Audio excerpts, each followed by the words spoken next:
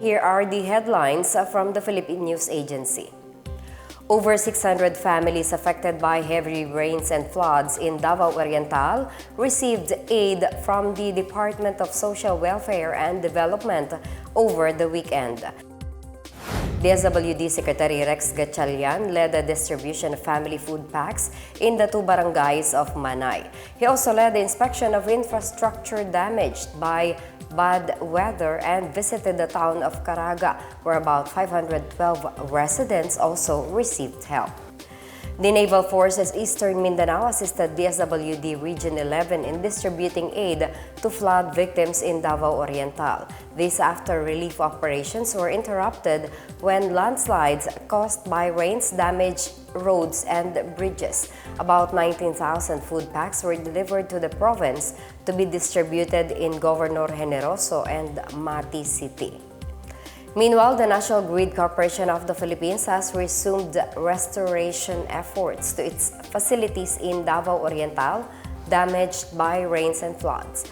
The NGCP earlier reported that one of its structures along the Bislig-Gatil-Baganga 69 kV line in Barangay Carmen, Boston was damaged by floods. The NGCP aims to restore electricity in affected areas by noon today. The Philippine Institute of Volcanology and Seismology warns that a Mayon volcano may still have phreatic eruptions despite being at a normal level or alert level 0.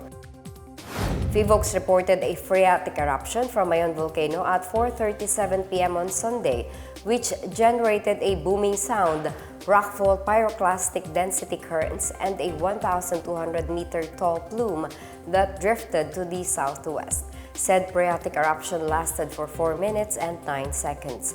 Phivolcs Director Teresito Bacolcol said there are still hot materials from last year's eruption that may release steam, ash, and gases when they come into contact with water. On the other hand, no magma was detected rising and no volcanic earthquake has been recorded since February 1. Bacolcol warns that entry into Mayon's 6-kilometer permanent danger zone remains prohibited. Mayon volcano has been under alert level 2 or decreased unrest since December 8, 2023. House Speaker Martin Romualdez has ordered the Department of Information and Communications Technology to hold a briefing on cybersecurity and preventing cyber attacks. Romualdez expressed alarm after the ICT's recent reports of data breaches in various government agencies. Among those whose websites were attacked include the ICT website itself, the Cabinet Secretary, the Department of Justice, Philippine Coast Guard, National Coast Watch System, and President Ferdinand R. Marcos Jr.'s private domain. The attacks, which have infiltrated email systems and internal websites, were reportedly done by hackers operating from China. Romualdez said this is a matter of national security and national interest.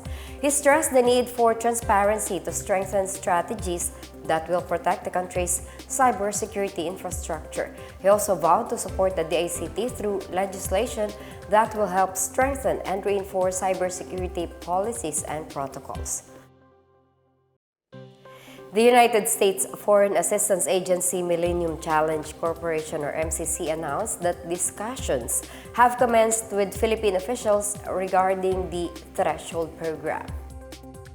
During a press briefing at Fairmont Hotel in Makati City on Friday, MCC Chief Executive Officer Alice Albright said she met with Finance Secretary Ralph Recto last February 1. Among those discussed were the process, outline of next steps, and initiate diagnostic work to identify key challenges. The MCC selected the Philippines as an eligible country for its threshold program. Albright explained that the initial meeting with the DOF is crucial in identifying which programs in the Philippines will receive grants from the MCC. The MCC is a bilateral United States foreign aid agency established by the U.S. Congress in 2004. It provides 3 types of grants, namely compacts, threshold programs, and concurrent impacts for regional investment. The Philippines was a threshold recipient from 2006 to 2009, with MCC grants amounting to $20.7 million. Albright said the Philippines should remain committed to strengthening its governance to continue benefiting from the Threshold program or elevate its status to a compact partner. The Philippines is set to be part of a pioneering international collaboration with the National Aeronautics and Space Administration or NASA, according to the Department of Environment and Natural Resources. DENR Secretary Maria Antonia Yulo Loizaga said NASA will be conducting scientific research flights specifically designed to study the atmosphere of Metro Manila and its surrounding regions. Engineers and air quality specialists from the Environmental Management Bureau of the DENR will be on board these flights, working hand-in-hand with NASA scientists.